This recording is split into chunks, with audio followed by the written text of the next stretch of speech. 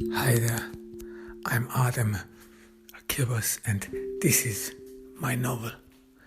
Listen.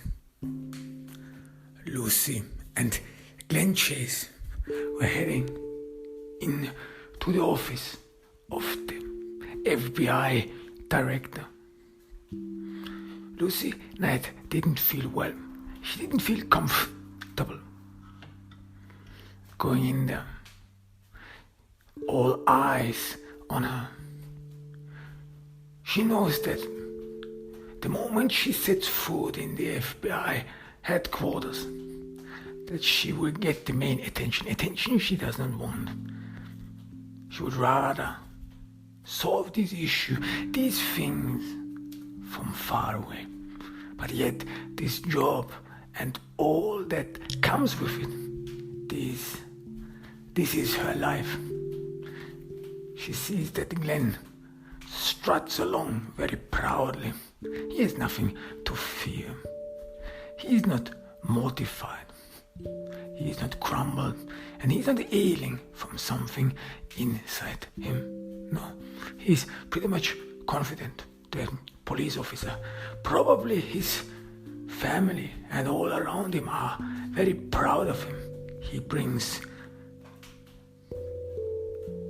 order and safety to the community. Everyone knows him and everyone probably appreciates him for it, thanks him for it. And he looks one of those men who do not get tired of telling people over and over again how much they sacrifice and contribute for the job. How much consuming the job really is, in order to appear more enlightened, in order to put themselves on a pedestal so that everyone can see them. But this is nothing Lucy can do. She cannot just put herself into a room full of strangers and try to get the admiration, even though Lucy wants that, even though Lucy would like to make everyone proud around herself, her family, that they can tap on her shoulders. How much she wanted that her parents, who are very proud, that they are very proud of her. But the day she told her parents that she wants to become a police officer, they looked at her. They looked at her questioningly. They looked at her as parents who think that they did something wrong, that it was on them, that the child was naughty, or that the child is not what she supposed to be.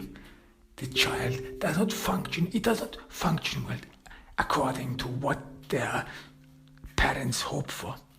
Lucy's parents were through and through socialists. They thought that the entire system, the legal system, the law enforcement is corrupt.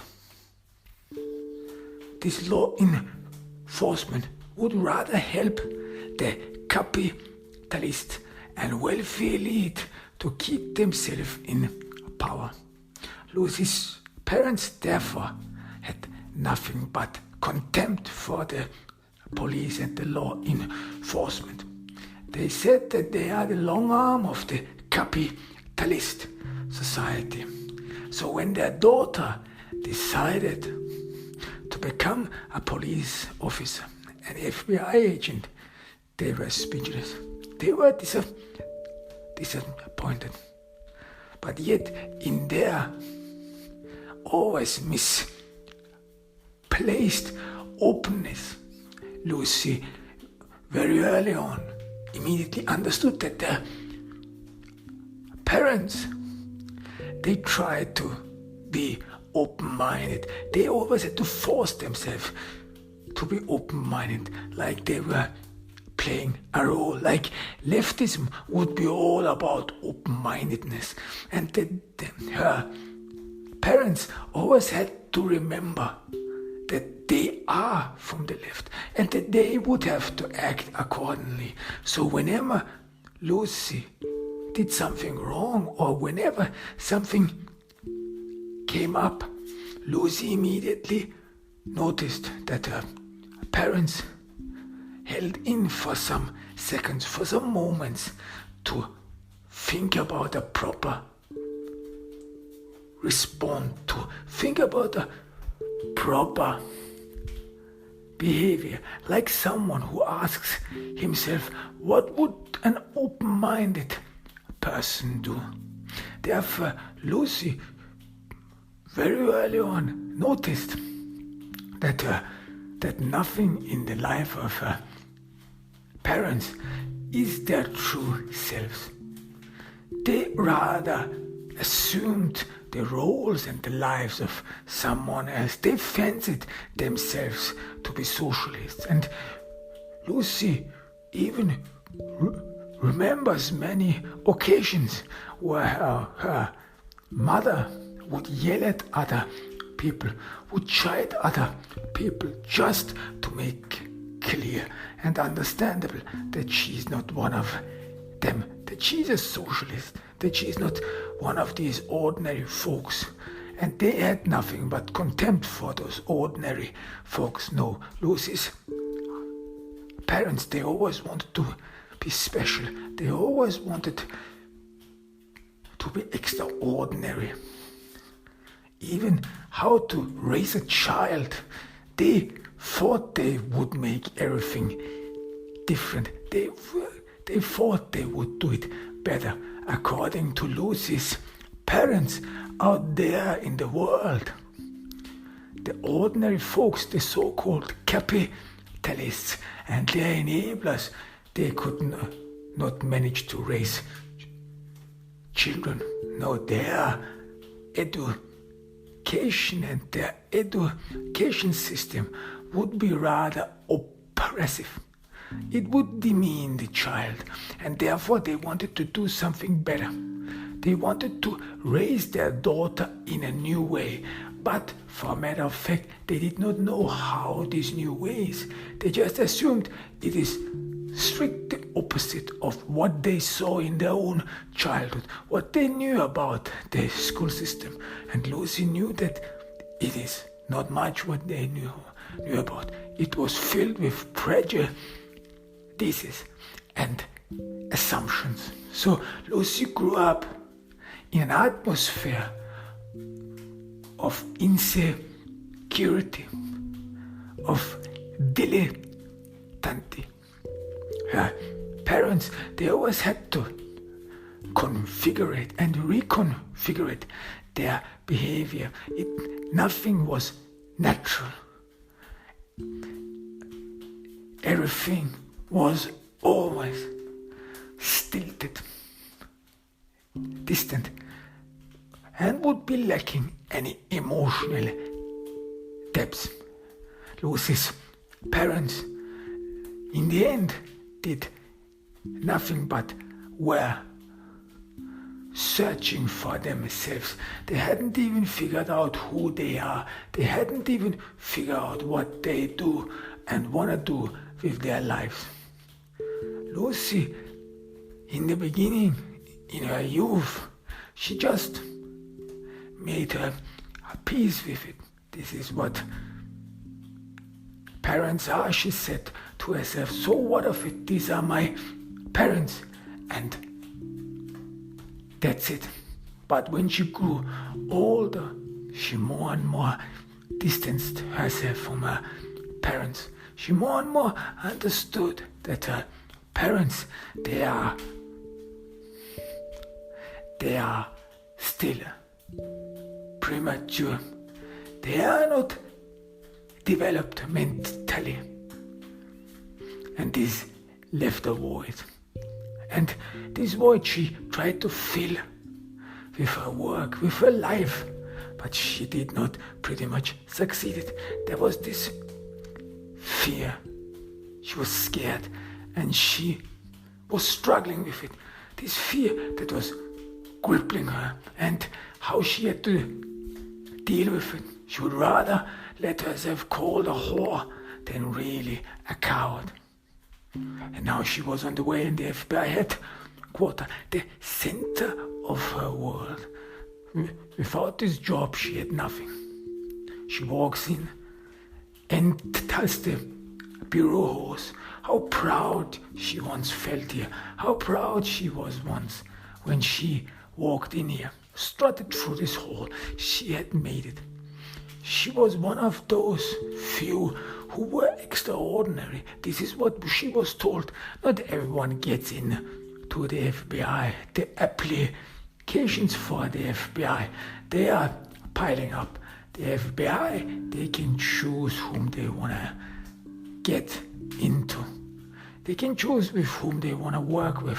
It's not like the local police were mostly bromances and people who know each other become policemen, so that the police force, the local police force, is rather a friend and family business. No, the FBI, they are professionals, and this is what Lucy was craving for. She grew up in a home where nothing was right, where her parents were playing a stupid childish game. She wanted to work with professionals. She wanted to work with adults. And she thought of herself that she would do well there, that she would finally meet sane and mature people. And how would she have liked to be one of them? How she would have loved just to be welcomed there. Even though Lucy tells herself that she does not need any approval, that she can manage her life all by herself. She's an adult. And so what of it? She's an adult who has many sexual intercourses with many men. So what of it? Sometimes Lucy tries to encourage herself, tries to embolden herself. What of it? Men do the same, don't they? If a man would do that, no one would complain about it. So why is it wrong? Why is it wrong that women do it? Even though Lucy tries to convince herself it is all about sexuality and it is all about a craving, but her conscience and the voice of her conscience reminds her, no, it is out of fear. It is because you cannot sleep alone during the night, because you are scared of the dark. This is why you have to be with everyone. This is why you fear to be alone. This is why you can't even be alone in a room, because you fear that something might happen, that something would come after you.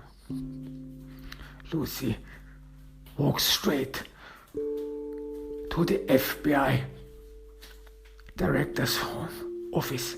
Harry Maim. Harry Maim was always impressed Lucy Knight. Harry Maim, he's one of these leaders, one of these alpha figures. He's quiet, he's thoughtful, he's not yelling. He walks slowly but steadily through the office halls of the FBI. Someone who does not make any erratic behavior. Everything seems so calm with him, as if he would be calmly in control of everything, as if he would easily be able to have an overview of everything his men do. And he stares at someone deeply, as if he would be able to look inside the brains of everyone, as if he would be able to look through people. Harry Maim and like a father figure. At least Lucy thought of him. And in that way, the first time she met Harry Maim, she some sort of perceived his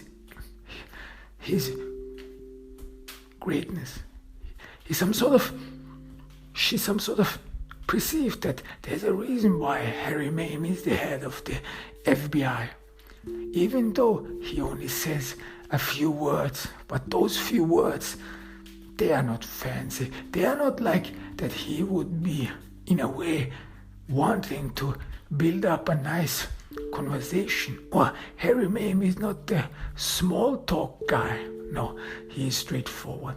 One word, a few words. But these few words, they hit the center.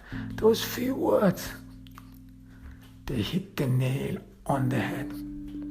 Harry Maim, he is not the man who just meanders. No. And Harry Maim, he has an eye for real talents. He immediately saw Lucy, and he was fond of her. He saw that this is a very gifted woman. And Lucy thrilled herself when she came out of the FBI Academy, that Harry Maim, he is probably someone who takes interest in her, who is willing to donate his fatherly attention to her. This is what Lucy Knight always craved. Her parents, they were like children, and their appreciation in the end meant nothing for Lucy, because Lucy saw their true faces, saw who they are. So what of it? What would it have changed if her parents would have been more appreciative, even though she thought of it as disappointing that her parents, who were always so open-minded, who were always so willing to pretend that they are different than all the others. Lucy would have preferred that her parents, even if they would have role-played it like they always do, even if they would have acted on it, she would have been glad if they would have been more appreciative, if they would have been more supportive, and not what she received, that before they responded, that they had to think about it, that they had to think about the proper answer. What would extraordinary people do? What would open-minded people say? Of course, and then they concluded they would be against it. Her parents, they never saw the child in Lucy. They never saw that this young girl, this young woman was actually their daughter. And Lucy has strong principles. Yes, she does indeed. But she as well as knows that with children things are different. You treat your children differently. You measure them with different measures. You bestow on them love. You bestow on them appreciation. And you affiliate and associate yourself with your children and not look at them from a distance like they would be ordinary people, like they would be just some strangers you have to educate, you have to wash their brain because she did something wrong. So this was disappointed. And what a relief it was now and after that to meet Harry Maim, this man. And Lucy imagined many times how it would have been to be the daughter of Harry Maim, to grow up in his home, to grow up with such a father who always seems to say few words but the right thing. But then a shadow casted over Lucy's thought.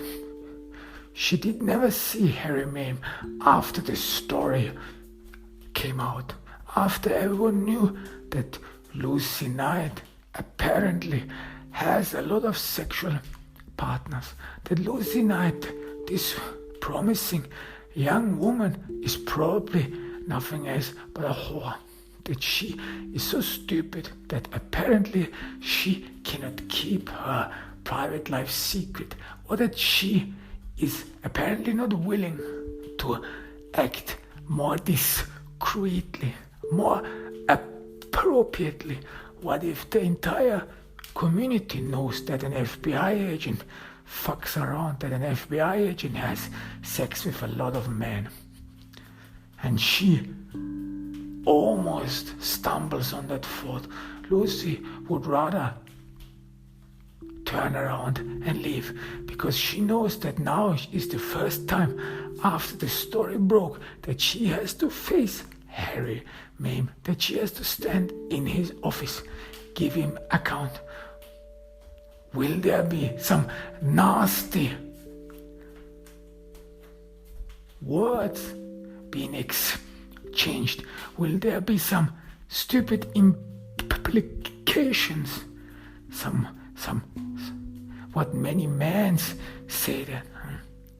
Some stupid references she heard from Glen about dicks and so on. Once they went into a diner and Lucy just ate a sausage, and Glen could nothing but smugly smile, stupidly smile. And Lucy prayed that Glen wouldn't say anything inappropriate in this diner, that he wouldn't talk about dicks, and that Lucy apparently even likes to eat sausages in her spare time. Now she was afraid of it. She is afraid that Harry Maim, the man she admired and still admires, that he would some sort of reveal his true nature, that this man who has a smart and penetrating mind would undermine and disgrace himself in front of Lucy, that he would be nothing more than all these stupid men, all these men who are grappling with their sexuality, who apparently feel a need to make stupid remarks and comments about a woman and her private life, who even think they are entitled to make remarks and say something. So what is it your concern? Was always Lucy's fault. She has to deal with her mental issues. Others use alcohol, others take drugs, but Lucy, she has this notion, she has this strive for not to be alone. At least she thinks that way. Now she's scared. Now she's scared to meet the eyes of Harry Maim. She walks through a hall. Many young FBI agents walk past her. Do they know? Do they know who she is? She's probably very famous. At least Lucy assumes that men talk much. And even here in the FBI, even though everyone assumes that they're extraordinary, in the end, they are nothing but stupid schoolboys. Lucy always wondered, despite the fact that America is so civilized, despite the fact that America is so advanced in technology and even in some social areas like female emancipation, yet this emancipation and this advancement seem to have been passed by some people. And mostly men who did not grow up, mostly men who still have a world view of their grandparents. Men who still feel threatened by women who have sexual intercourse with other men. Men who still call women with more partners than one whores and so on. And men who still seem to be so bothered by it that they can do nothing but sneer and grumble and make stupid remarks. And Lucy is trapped in this world. She cannot go outside. She cannot remove herself from it. She depends on it. Her life and her purpose in life depends on it. Lucy and Glen walk straight in to the office of FBI Director Harry Maim. Harry Maim had told Glen he wants a first-hand report from him and Lucy, because this issue apparently has stirred up a lot of trouble. But this was again unusual. Harry Maim was actually the man who would come to you. He would be the man who would pop in and pass by, who would always be around. You would not expect him, but then he would appear, not in a disturbing way. No, he would always appear in a very friendly way, in an amicable way, as if someone who would just pass by, a good friend, an old chap, and would just ask you how you are doing, whether you are fine. Harry Maim, he never really talked with people in that way, as if he would demand something from you, like many bosses do. Some bosses, they walk through the halls of their offices, or they walk through the halls of their workshops and their companies, and they talk with every one of their employees in such a way as if they would be interrogating them, as if they would immediately question them. They want answers, quick answers, and they would be like judges who would issue a verdict about the value of an employee. And these employers, mostly they appear as cold, as if they would only be interested in the money and a worker and an employee generates for the company. But Harry Maim, he was different. It was always the notion of Lucy that Harry Maim, he knew what was going on in his office, and he just popped by to see if everything was all right, if one is doing fine, and that Harry Maim, that he would rather care for the personality of someone, of the human behind, and that Harry Maim, that he would not be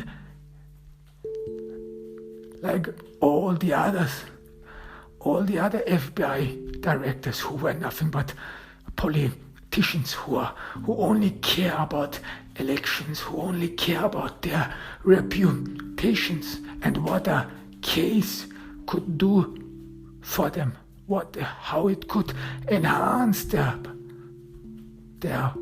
political careers.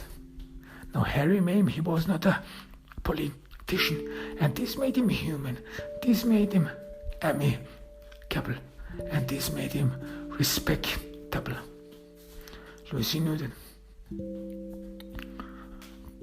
Then they arrive at the office of Harry Maim.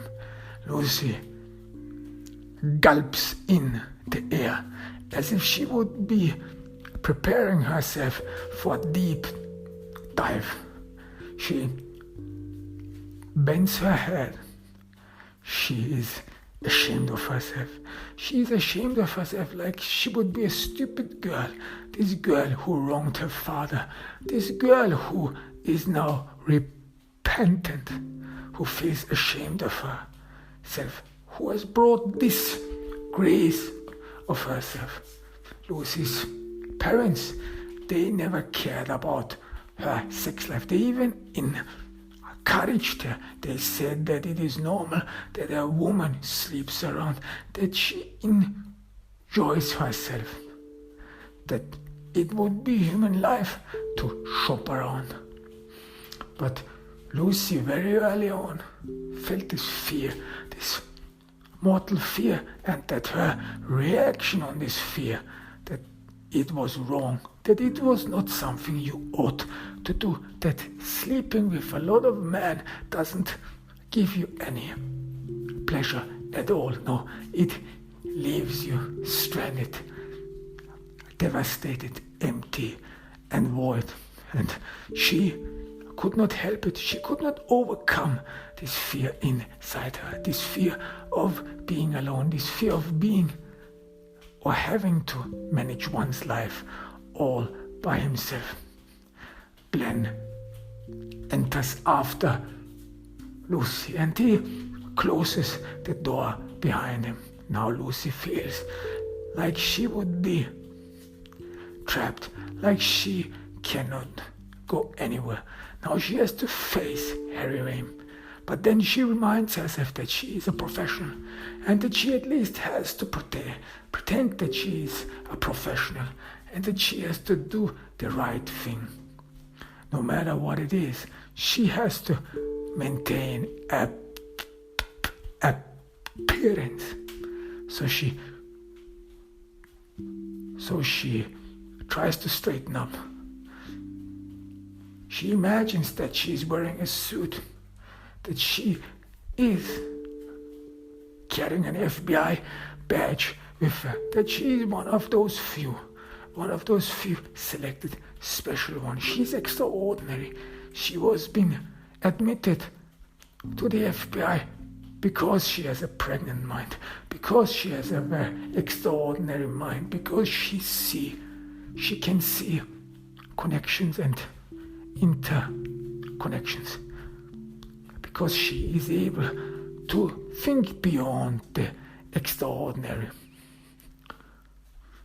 Harry Maim's eyes rest on her.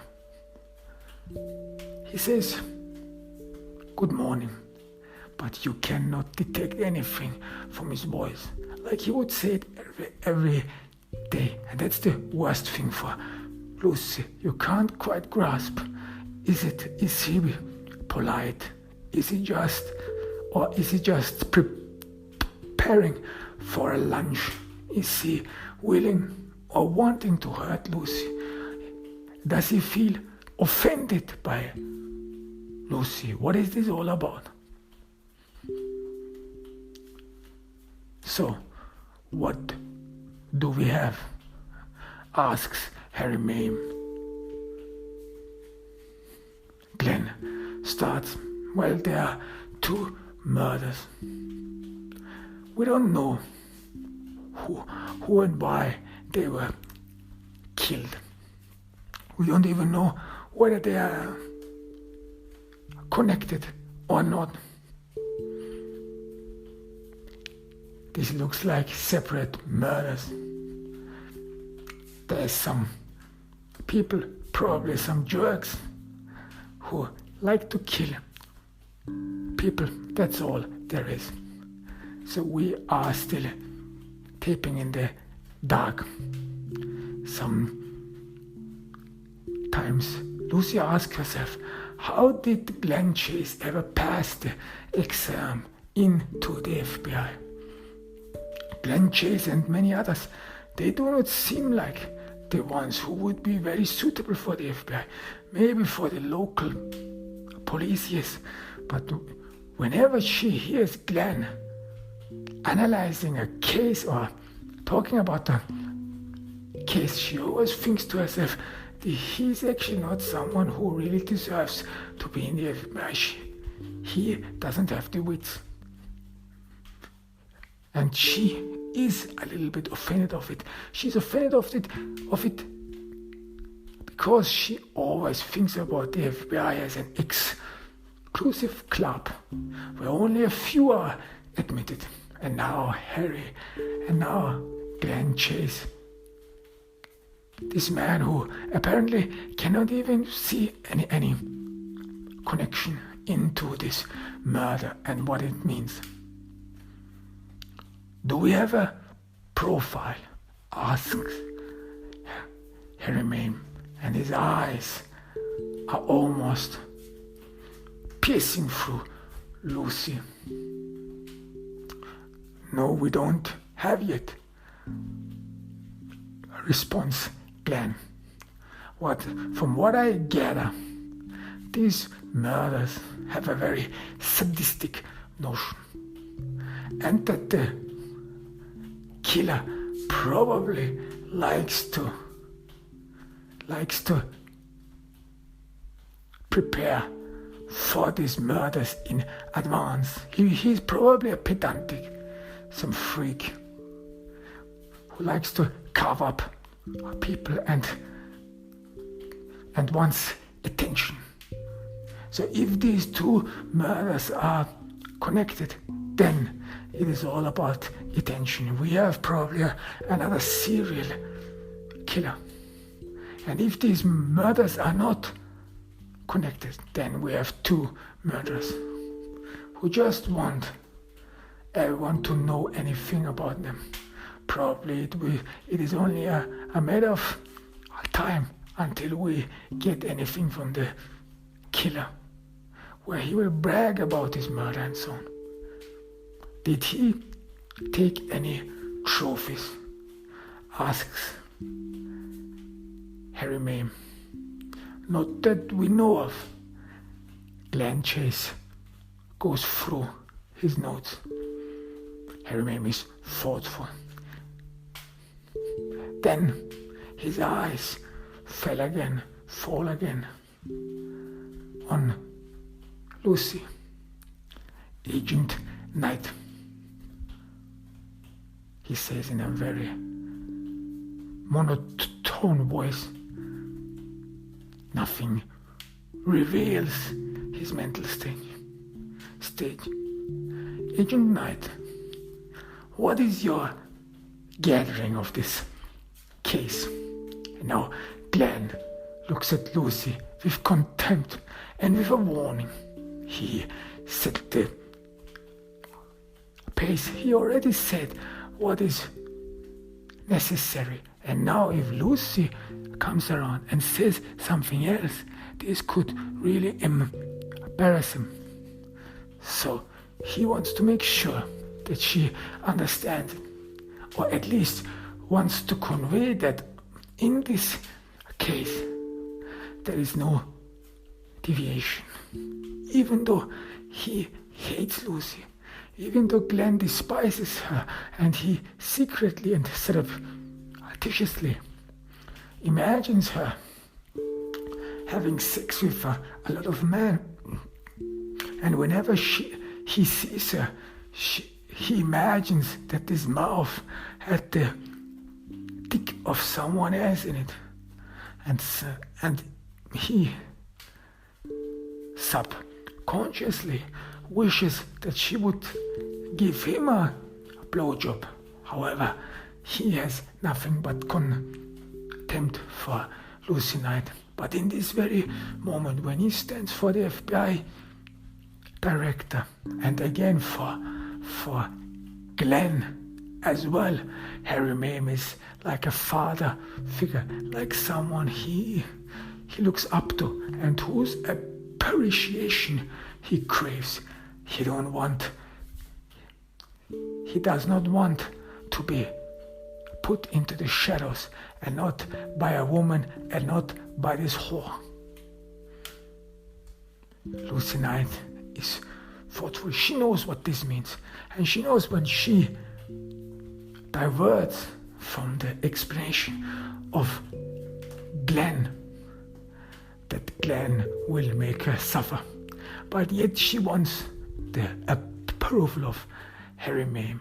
And as well as she thinks, and she rightfully thinks, that her job is probably on the stake, that she has to prove herself, and to everyone out there, everyone who think of her as a whore, as a stupid cunt who probably had sexual intercourse with a lot of members of the FBI, and that's probably the main and only reason why she got the place in the FBI in the first place. Now she has to prove her worth. She has to prove why she has an extraordinary mind. Lucy Knight is some sort of kicked off by a narcissism, by a love for herself. And she cannot bear the thought that everyone thinks of her as a stupid whore, that everyone thinks of her like a woman who spreads her legs just to get ahead in her life. No, she has to prove herself. That's why, even though she knows the consequences, what it will lead to, and that Glen, especially after this in the first couple of days, will probably do not leave any opportunity to demean her, undermine her, even in the front of all others. Now she has to be very careful. That's why it would be smart not to burn Glen Chase, but Lucy, she cannot bear the thought, and she wants to prove herself as well in front of Harry Maim. So she starts. I think that the two murders are connected, and that the killer so far has not proven that he is in a way pedantic, or that he is sadistic and so on. What it looks like, and Lucy May immediately notices that Harry Maim gives her his whole attention. He is observing and surveilling her very carefully. And she feels again this energy, this strength passing through her. She wants to impress her father. It is more likely that the killer does not seek sexual gratification, that these murders, that they are not all about sex, that there is a strong evidence for it. Firstly, he did not clean the first victim, Karen Leaves, because sexuality, even for psychopaths, it is always something which has to do with cleanness, which has to do with sereneness. Even if they make a bloody mess, they always have some sort of, through blood as a rebirth and blood as a means to cleanse someone. Through rebirth, a child who is born needs or sheds a lot of blood, the blood of his mother. So blood and all these things, as well as cleansing, always indicate that sexuality is something pure, or that the killer wants to reach this pure sexuality, this pure connection which goes beyond the ordinary. And that he, the killer, thinks of himself as aptly deserving this pure connection, because he thinks of himself as a god who would copulate and be together with a special divine being, so that sexuality therefore becomes, in many serial killers' cases, the driving force, especially when he wants to change the appearance or relive some sexual fantasy over and over again. So far in these two victims, we have no indication that the killer would relive any sexual fantasies, or that the killer would gather any sexual gratification from these killings. These killings, they are not about sex. What is it then? Asks FBI Director Harry Maim. This question appeared very severe for Lucy Knight, as if Harry Maim starts to doubt Lucy's judgment. Lucy almost would have thought, almost loses heart, these severe words, but yet she still can gather enough will and energy and courage to continue. As far as I am concerned, she again emphasizes herself. She wants to soothe Glen. She fears his reaction and she fears his wrath. So she wants to be only the one. So if they want to mock her, well, he should mock her, whatever it is. Lucy continues. These murders, they are about revenge, about setting things right. In the first murder, Karen leaves the murder. He did not clean him. The murder just dressed her. The murder brought in dumplings. These dumplings, they were not made in the home of the victim. They were brought there so that the murder relives and past appearance. But this past appearance is not about sexuality. It is a special connection he had, or a special memory he lived through, where he was burned, which was a major setback for him. He wanted to clear things. Years later, he wanted to set the record straight. He wanted to tell probably his mother how he feels, or he hoped for showing his mother what really happened, or how wrong she did. And the second murder, Joseph Parham, this was not about just killing someone or just satisfying one's sexual drive. No, this is about making visible for everyone who Joseph Parham is, what he really looks like, or the person that hides behind him. Harry Maim is thoughtful. So who is Joseph Parham? We don't know. So what is his motive then? Well, it could be, continues Lucy Knight, that the killer thinks of himself as a justice warrior, as someone who brings to light some wrong. But we don't know these wrongs yet.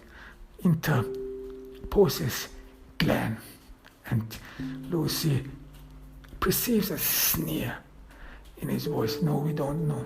We don't know why the killer is selecting all these people. We don't know why he's killing them. So we know nothing about the killer then. Well, because he may think of himself as a justice warrior, continues Lucy, it might be that he lives an ordinary life. This could be a family father. This could be someone who is not visible. Well, there are many serial killers who lived ordinary, normal lives. Interjects Glen close, and in his eyes are nothing but contempt. This is true. But what we have here is a trauma. This is the reason, it is most likely that the killer lived a successful, normal life years on, but then at once he snapped. He snapped. How snapped? Asks Glen. No, you are born with it. These people, they are insane. They are out of the ordinary. They are born with it. No, I don't think that he was born with it. I don't think that he has this drive, what ordinary killers have to kill them. No, this is all about revenge. This is not about just satisfying his drive. It is more than likely that the killer went through a child trauma, that he experienced something hideous, and through the years he could suppress it. His ordinary life could help him to suppress the trauma he lived in his childhood. But then, the older he grew, more and more it was difficult to suppress this trauma. And then he snapped. And the way all these murders have been committed, the way these two murders have been committed, indicate that he's ailed by this trauma, that he cannot overcome it. And because of it, he has to go over it over and over again, so that it doesn't leave his mind at ease. And that's why it always seems as if he would be meticulous, or that he would be work and process it vigorously, but he most certainly satisfies the thoughts and images in his brain. After Lucy has stopped talking, silent ensues. Glen watches her. He looks at her in contempt. She again strayed from the path. Lucy can feel not how many curses he probably throws at her in his mind. But then he looks at Harry Maim. He wants his verdict. He wants that the father says the word, says his opinion, reveals it. Harry Maim is thoughtful for a while, and then he just nods. Nothing more. I want you to keep me updated. He then again stares at Lucy. Lucy and Glen know that the conversation is over, that now they have to leave the office of the father. And every time Lucy is disappointed, because she would hope that Harry Maim would say something positive to her, something encouraging, or even if it would be good job, detective. But in all these years, Harry Maim, he did not say anything like that even, and this was such a big contrast to his behavior, because Harry Maim, he would give someone always the feeling that the detective, that the person is important, and that he is not a politician, but someone who is a police officer with all his heart, but yet he still is not able to say any positive or encouraging words to his detective, or he just not says them to Lucy thinks, maybe he treats her differently. And when she is in company with others, he may keep himself back. Maybe he hangs out with all these others. Who knows then? Lucy is thoughtful and as well as disappointed. She did not get any gratification, and now she has to deal with the wrath of Glen.